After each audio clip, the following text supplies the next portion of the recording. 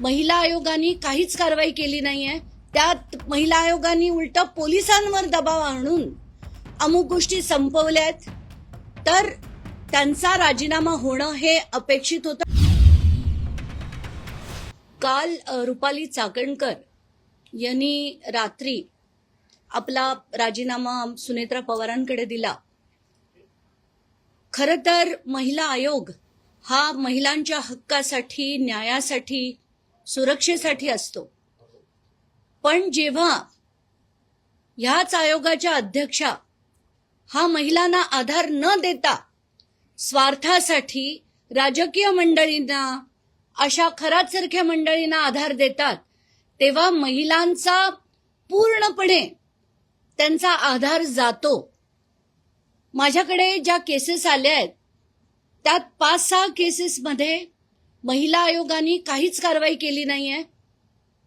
त्यात महिला आयोगाने उलट पोलिसांवर दबाव आणून अमुक गोष्टी संपवल्यात, तर त्यांचा राजीनामा होणं हे अपेक्षित होतं। त्याचा लढा आपण कालच म्हटलं होतं मी माझ्या पत्रकार परिषदेत की 24 तासात झाला नाही तर त्यांचा लढा आम्ही आंदोलन करून करू, पण त्यांचा राजीनामा हा घेणारच। काल सुनील तटकरेंची बॉडी लँग्वेज बघितली। त्यांनी तिथून एका ठिकाणून जेव्हा पत्रकारांनी प्रश्न विचारले ते पळून गेले, तर सुनील तटकरेजींना मी ताबडतोब ट्विट करून म्हणजे माझं मत जे होतं ते मी मांडलं की तुम्ही पळा, पण आता यापुढे तुम्हाला आम्ही ना तुम्हाला सोडू ना त्यांना सोडू, काय वाटेल ते झालं तरी आम्ही लढू। आताच्या घटकेला मी याला पहिला टप्पा मानते आणि याच्या पुढे अनेक गोष्टी होणं बाकी आहे।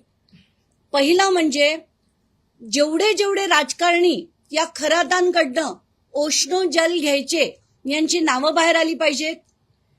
रुपाली चाकणकरांवर FIR होऊन चौकशी होऊन, कारण महिला आयोगाच्या अध्यक्षा म्हणून जर त्यांनी केसेस दाबल्या असतील तर त्या सगळ्या केसेसची कारवाई त्यांच्यावर झाली पाहिजे आणि ही जेवढी नावं आहेत राजकारण्यांची ती बाहेर आली पाहिजेत।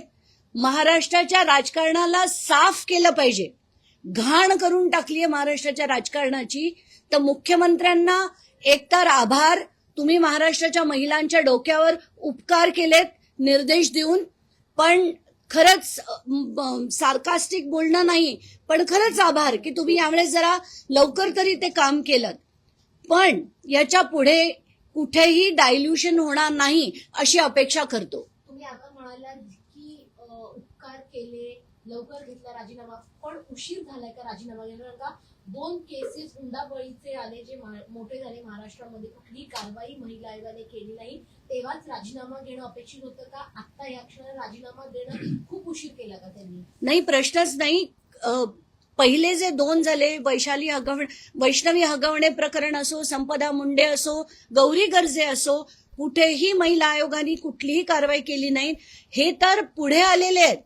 याच्या मागे पडद्यामागे कितीतरी ठिकाणी असे हुंडाबळी जातात, महिला आयोगाकडे महिला कंप्लेंट्स करतात, पण आयोग काहीही करत नाही। कारण अशा निष्क्रिय लोकांना, ज्यांना काडी मात्रही अक्कल नसते, काडी मात्रही त्यांना पडलेली नसते, त्यांना फक्त सगळीकडे मिरवणं आणि राजकारण करणं याशिवाय दुसरं कळत नाही, अशा लोकांना यापुढे मुख्यमंत्र्यांनी महिला आयोगावर आणू नये। मुख्यमंत्र्यांना खास मला हा निरोप द्यायचा आहे की याच्या पुढे राजकारणाला आणि आयोगाला लांब ठेवा। याच्या पुढचे जे येतील महिला आयोगाच्या अध्यक्षा, त्या एक IPS ऑफिसर किंवा एक रिटायर्ड जज यांचीच नियुक्ती करा, म्हणजे खरोखर महाराष्ट्राच्या महिलांना न्याय मिळेल। महिला प्रदेश अध्यक्षपदी अजूनही रुपाली चाकणकर कायम आहे, तर त्याही पदावरून त्यांचा राजीनामा घेतला पाहिजे का पक्षाने? आताच्या कुठल्या याच्यावर आहेत? महिला प्रदेश अध्यक्ष नाही, आता तो त्यांच्या पक्षाचा निर्णय आहे, तो सुनेत्रा पवारांनी घ्यावा। पण सुनेत्रा पवारांना खरं तर एक स्त्री म्हणून हे सगळं 3 दिवस बघत होत्या, त्यांनी कुठचाही पाऊल उचललं नाही। खरं तर महाराष्ट्राची पहिली स्त्री उपमुख्यमंत्री झाल्यानंतर त्यांनी महाराष्ट्राच्या महिलांसाठी अनेक गोष्टी करणं अपेक्षित होतं, पण 3 दिवस जेव्हा कळस झाला, सगळ्यांनीच पत्रकार परिषदा घेतल्या, त्यानंतर त्यांनी तो राजीनामा स्वीकारला। पण स्वीकारताना सुद्धा जे दिसलं ते म्हणजे सुनेत्रा पवारांचा चेहरा गंभीर होता, पण पुन्हा एकदा रुपाली चाकणकर जसं मॉडेलिंगसाठी उभे राहतात तसा त्यांनी एक त्यांचा जो फोटो होता तो पोज देतानाचा फोटो बघून मला वाटलं, त्यानंतरचं त्यांचं बोलणं देखील ऐकून त्याच्यात कुठेही विनम्रता नव्हती, एक अहंकार होता. या सगळ्या गोष्टी बघून मला असं वाटतं की त्यांना खरंच एक इंट्रोस्पेक्शन ज्याला आपण म्हणतो ते करण्याची गरज आहे. आता फक्त रुपाली चाकणकर यांच्यासोबतचे अनेक फोटो व्हायरल झाले म्हणून त्यांच्यावरती कारवाई झाली आहे. मात्र अनेक जे मोठे नेते आहेत त्यांचे सुद्धा फोटो खराब सोबत आहेत, तर त्यांच्यावरती कारवाई झाली पाहिजे का? किंवा त्यासाठी तुम्ही लढणार आहात का? ते भाजपचे नेते असतील किंवा सगळ्याच पक्षाचे मोठे नेते त्याच्यामध्ये आहेत. मी तेच सांगतेय की ह्याच्यात हा पहिला टप्पा झाला यांचा राजीनामा. याच्या पुढे अनेक गोष्टी होणं अपेक्षित आहे. एक म्हणजे हे सगळे जे राजकारणी ते ओशनो जलसाठी गाड्या पाठवायचे, हेलिकॉप्टर पाठवायचे, तिथे म्हणजे उठता बसता शिर्डीच्या नावाखाली तिथे त्यांच्या त्या मंदिरात जाऊन यांचं सो कॉल्ड खरातांचं, त्यांच्या गुरुजींचं, कोणाच्या पप्पांचं, या सगळ्यांचं दर्शन घ्यायचंय. तर या सगळ्यांची नावं बाहेर आली पाहिजेत. आणि एक विकास दिवटे नावाचा ज्याची आत्महत्या झाली, ज्याची केस शिर्डी पोलीस स्टेशनला रजिस्टर्ड होती आणि ती केस बंद करण्यात आली, ती केस सुद्धा परत रिओपन करण्याची गरज आहे. आणि असं सविस्तर पत्र मी सदानंद दातेंना पाठवणार.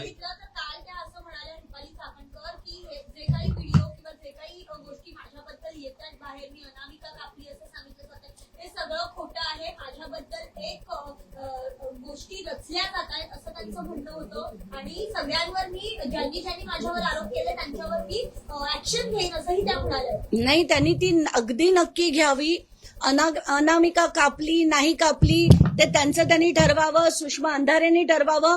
पण त्यांनी एकदा नाही अनेक फोटो दाखवले, तर त्यांनी दोघांनी नक्कीच त्याचा जो सोक्षमोक्ष आहे तो लावावा. पण या ज्या सगळ्या गोष्टी मी मांडल्या हे तिथलं सत्य होतं.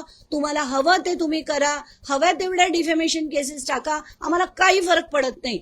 आम्हाला महाराष्ट्रातल्या महिलांसाठी जे लढणं, एक स्त्री म्हणून लढणं माझं कर्तव्य होतं, ते मी केलं.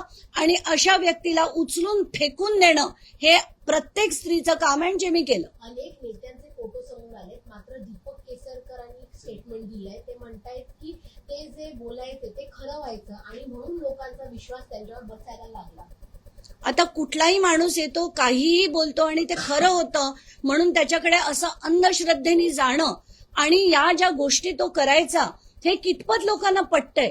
आणि असे जर आपलेच नेते जात आहेत हे बघून इतर सामान्य जनतेला वाटतं नाही हा खरंच कोणतरी योगी पुरुष असेल, कारण याच्याकडे आपले नेते सुद्धा जातात. तर आपण या सगळ्या अंधश्रद्धांना, या सगळ्या गोष्टींना कुठेतरी आळा घालणं गरजेचं आहे, असं या नेत्यांना का वाटत नाही हेच मला कळत नाही.